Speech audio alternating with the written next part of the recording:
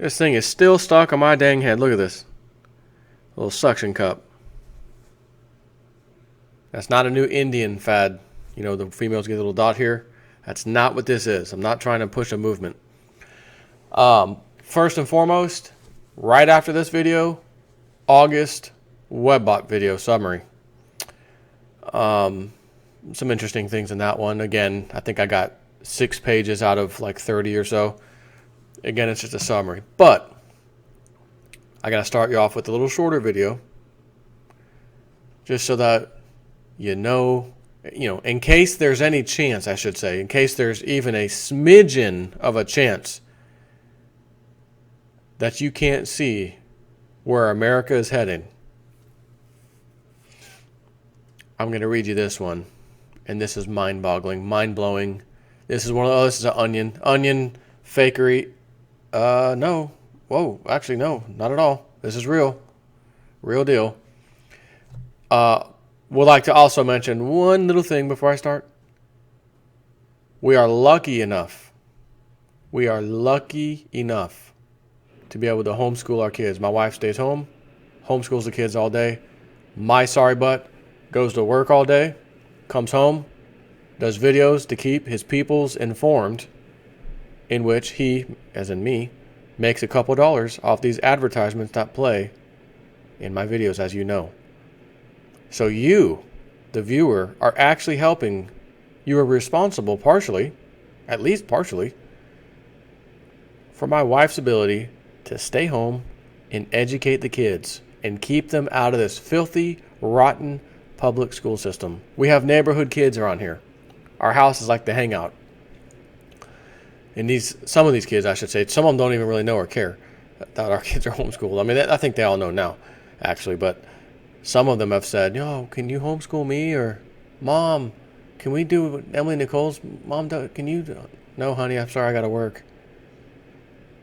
And to be quite honest, even if the mom could afford to stay home, do you think they really want to raise their kids as far as educate them in the school, housework, do all of it? No. My wife, on the other hand, she does. My wife does it all. But it couldn't be fully possible without a little bit of help from my YouTube revenue, which is you guys. So my wife, who's up there taking a shower right now, can't hear me say this. She wants to thank you, as do I, for sticking in there with old J Snip 4.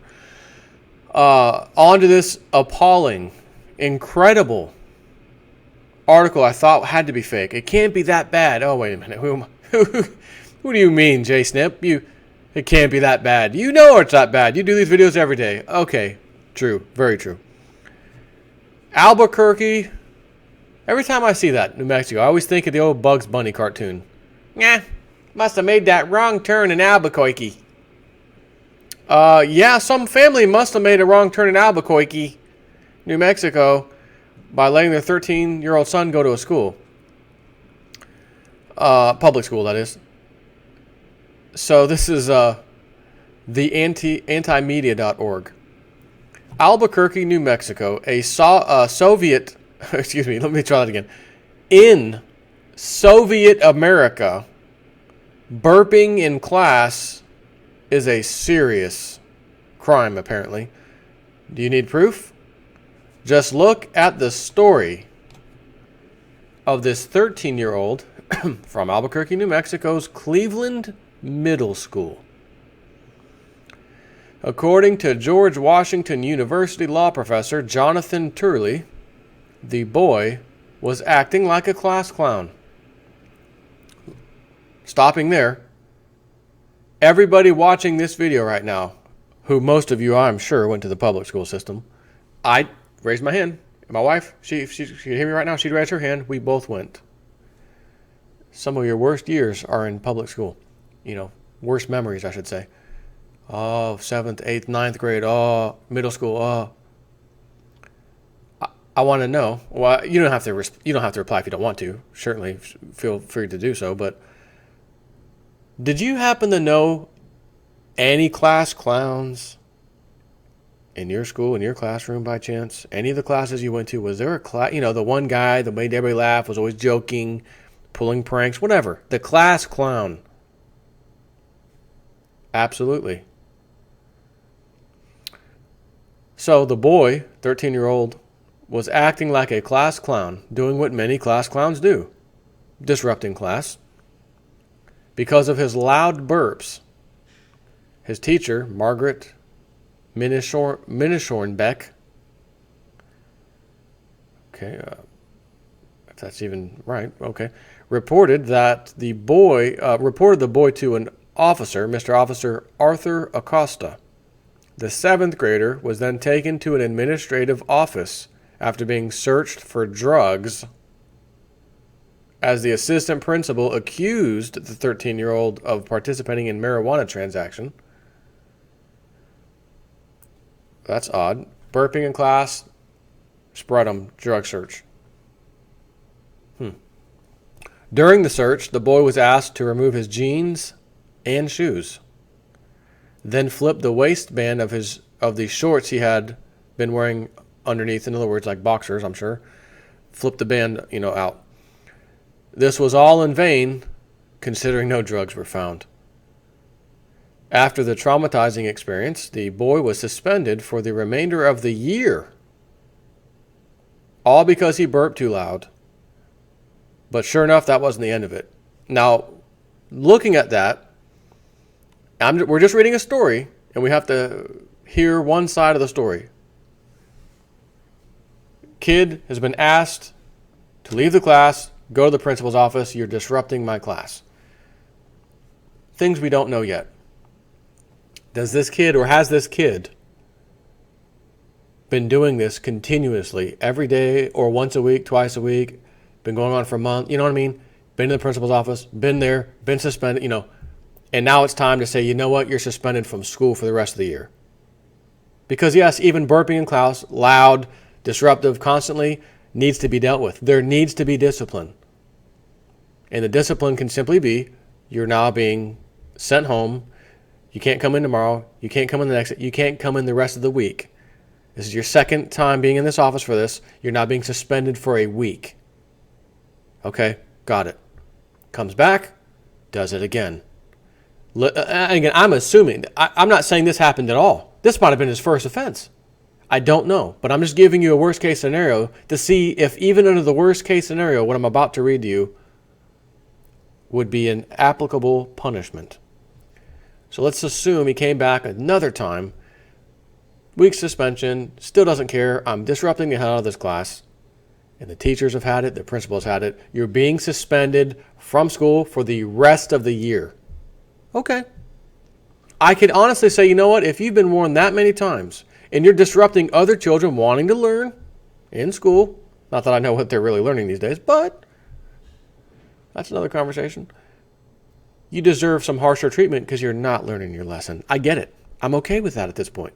Assuming what I said is true, and he's been through multiple warnings, multiple suspensions, go home, Instead of letting this matter go after such a harsh punishment, Cleveland Middle School decided to charge him criminally using a provision that says, quote, no person shall willfully interfere with the educational process of any public or private school by committing, threatening to commit, or incite others to commit any act which would disrupt, impair, interfere with, or obstruct the lawful mission, process, procedures, or functions of a public or private school.